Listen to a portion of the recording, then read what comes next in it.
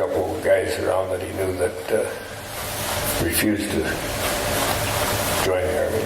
Oh, really? Okay. Back in those days, that was like the worst thing you could. Yes, yeah. You know, unless you had something that you could do better over here to help the cause. But no, he was keen and gung-ho to. Well, he certainly had some of the right qualities. Yeah. And then he volunteered for the Special Service Force. Yeah, that kind of appealed to him because there was a couple other guys he knew that were going to join too, and it was the right type of guys. They had a bunch of cowboys and bushmen and criminals and all sorts of tough guys. Because their work in Italy was very different from what the regular soldiers were doing. Typical, and it was kind of, that unit turned out to be kind of the forerunners to the Green Berets and the SEALs all combined.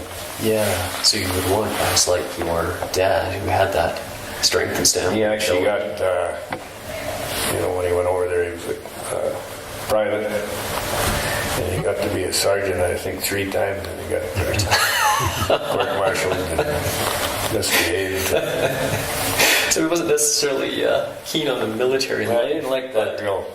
The hierarchy. Well, he said more so getting close to the end of the war, they were running out of officers. Right, of course. So they were bringing in young guys that come out of university. Okay. And those weren't the kind of guys you wanted leading you to your death, you know. Yeah. And wouldn't always agree with what they thought. I remember he told me one story when they were actually on Anzio Beach for 100 days. Yes. You know, the weather moves in and it starts raining for a month and they can't move nothing, so they just draw the line and sit there. And they're shelling back and forth, you know. They're basically on the beach. And so everybody was living in foxholes, and him and a couple of his buddies spent like about 4 days, and they dug a great big, like a root cellar. Right. Went and got some old timbers and wood off the beach, put a roof on it, right. Put about 6 feet of dirt on top of the roof so a shell could land right there. They said they'd sit in there and play cards at night. Just kind of cozy, and everybody else out in the rain freezing their butt off. They thought, maybe tomorrow we're going to move. Went behind the line, stole some chickens and stuff to eat. So that sense of, life experience you picked up as a guide and outfitter. Yeah, you got to kind of fend for yourself sometimes. Yeah, did well. Was he ever wounded? No.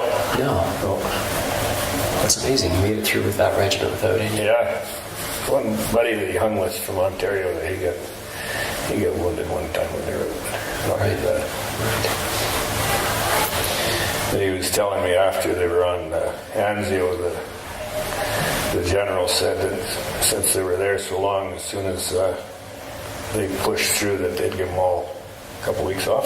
Right. Because he'd been at it for a long time.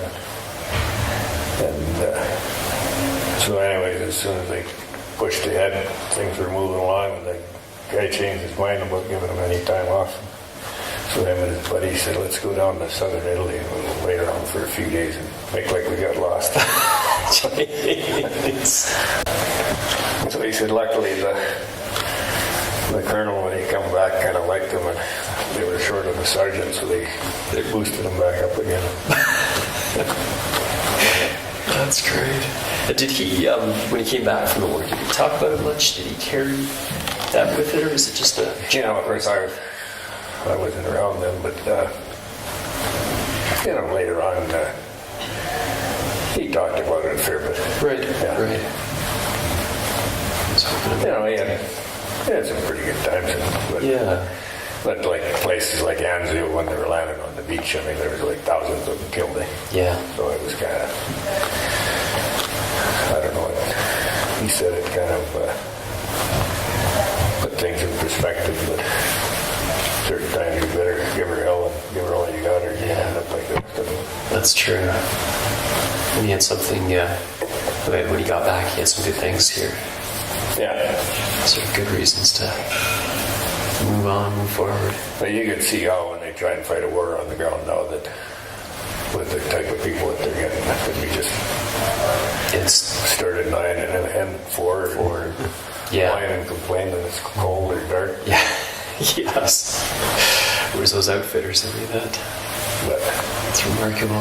no, they don't have to do that much. No.